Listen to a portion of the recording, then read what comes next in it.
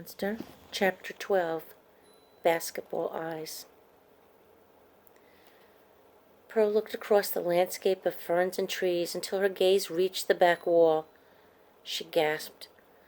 A large, green face peered through one of the windows. Water droplets rolled down a broad snout. Tiny, round ears perched on either side of a glistening head, beside a pair of large, perfectly round eyeballs. When the eyes blinked, thick lashes brushed against the pane like feather dusters. The forest suite was on the 3rd floor, so how could something be looking at them through the window? Maybe a giraffe with a long neck would reach that high.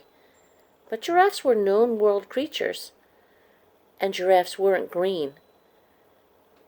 The eyes blinked again, and then the creature moved out of view.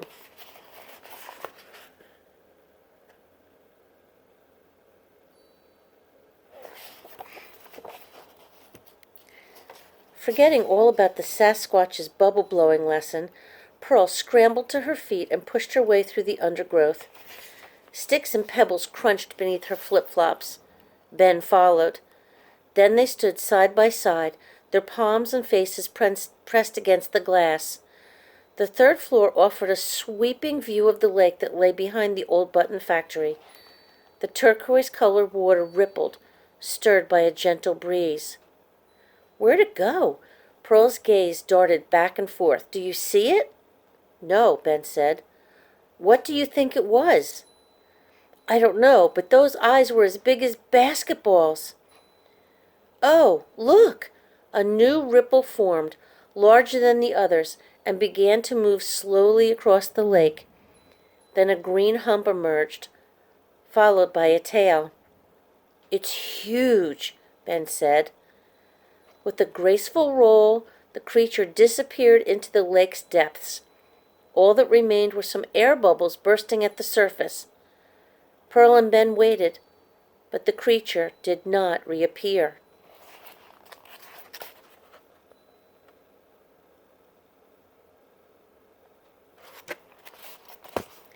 Come on, Pearl said. Where are you going? Ben called as Pearl stumbled across the mossy terrain. She leaped over a little gurgling stream. I want to know what that thing is. But we can't forget about the Sasquatch, Ben said as he followed. I've only cut 3 toenails.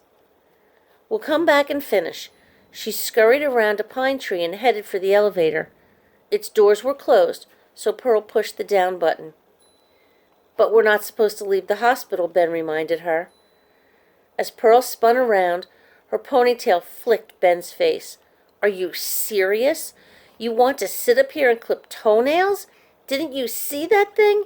It was huge. It was amazing. Don't you want a better look?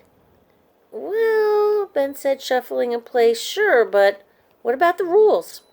No one will know. We'll sneak out real quick and then come right back. Trust me, I'm good at sneaking around. Pearl punched the elevator button again. Ben didn't say anything. He didn't have to. His clenched lips said it all. I know what you're thinking. Pearl set her hand gently on Ben's shoulder. You're thinking I'm going to get you into trouble. Don't worry so much. Dr. Wu is away in an emergency, and Mr. Tabby is busy with the leprechaun. We won't get caught. But someone named Violet was clocked in, Ben pointed out. Mr. Tabby said she works here, remember? What if she sees us?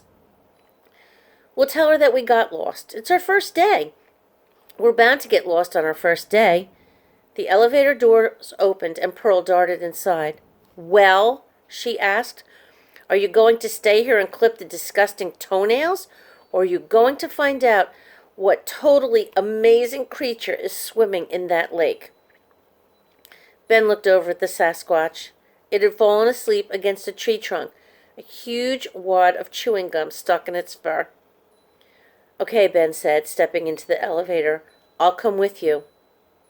But I don't have a good feeling about this.